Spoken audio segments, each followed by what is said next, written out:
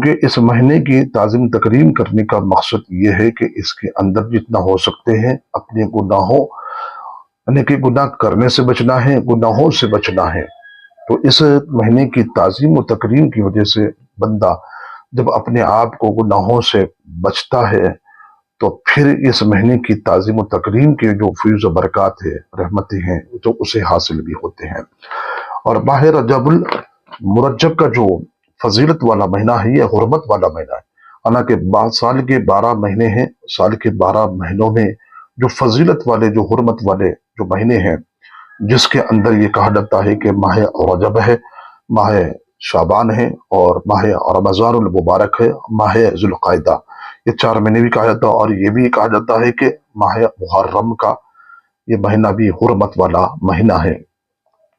اور ان مہینوں کے اندر جو حرمت والے ہیں، تو زمانے کفر میں، جاہلیت کے دور میں کفار جو لوگ اس کے اندر اس مہینوں کا ادب کرتے ہوئے اس کے اندر لڑائی جھگڑا، جنگ و جدال نہیں کرتے تھے اور اپنے گھروں میں بیٹھتے، اور حتیٰ کہ یہاں تک کہ جب یہ مہینے جب گزر جاتے تو اس کے بعد وہ اپنا کام پر اپنا منصوبہ وہ جاری و ساری رکھتے۔ تو یہ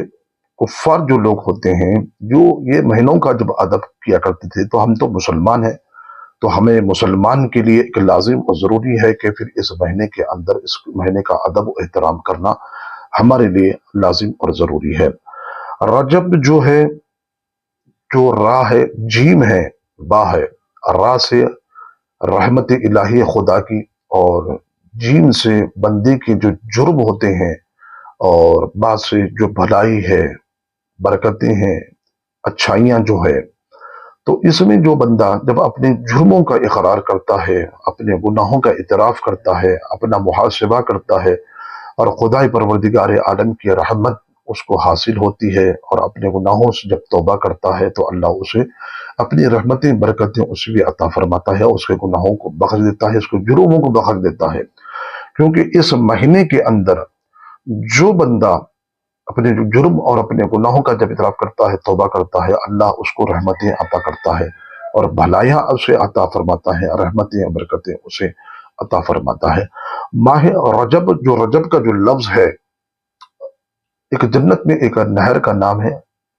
اور اس کا جو پانی ہے دودھ سے زیادہ سفید ہے اور شہد سے زیادہ میٹھا ہے، اور اسے ہی حاصل ہوگا جو اس مہینے کے اندر جو روزے رکھتا ہے اور جو نیک اور بھلائیاں، جو نیک عمل کرتا ہے، اللہ اس کو اس نہر کا پانی بھی اسے عطا فرمائے گا۔ اور ماہ رجب کا جو مسئلہ ہے، یہ ماہ رجب وہ مہینہ ہے جو اللہ کو اس مہینے سے نسبت ہے، یعنی کہ اس مہینے کو اللہ سے نسبت ہے۔ اللہ نے فرمایا کہ یہ مہینہ رجب کا جو ہے میرا مہینہ ہے، شعبان میرے محبوب پاک علیہ الصلوۃ والسلام کا مہینہ ہے، اور ماہ رمضان المبارک کا جو مہینہ ہے وہ میری امت کا مہینہ ہے۔ تو لہٰذا اب اس مہینے کی ماہ رجب کی جو پہلی رات آتی ہے، تو حدیث پاک کے حوالے سے یہ بھی آتا ہے کہ حضرت سیدنا ابو امامہ باہلی روایت کرتے ہیں کہ رسول پاک علیہ الصلوۃ والسلام نے فرمایا، 5 راتیں ایسی ہے جس میں دعا جب کی جاتی ہے تو رد نہیں ہوتی ہے۔ جب رجب کی پہلی رات، رجب کی جو پہلی رات ہوتی ہے، جب مہینہ داخل ہوتا ہے، جب اس کی پہلی رات ہوتی ہے، تو جب اس میں دعا کرتے ہیں تو دعا رد نہیں ہوتی ہے، دعا کرنا چاہیے۔ دعا اور شعبان المعظم کی 15ویں شب، جو شب برات کہا جاتا ہے، تو وہ رات میں دعا کرنے سے بھی اللہ دعا کو رد نہیں کرتا ہے، دعا کو قبول فرماتا ہے۔ اور شب جمعہ، جمعہ کے دن جو شب ہوتی ہے، رات ہوتی ہے، اس میں جب دعا کی جاتی ہے تو پھر اس کے اندر بھی دعا کرنے والے کی دعا رد نہیں ہوتی ہے۔ اور شب عید الفطر، جو چاند رات کے آخر میں جب رات ہوتی ہے، تو اس دن جب بندہ جب دعا کرتا ہے تو اس کی دعا رد نہیں ہوتی ہے۔ اور ذوالحجہ کی 10ویں جو رات ہوتی ہے، اس میں بھی جب بندہ دعا کرتا ہے تو اس کی دعا رد نہیں ہوتی ہے۔ تو یہ جو ہے،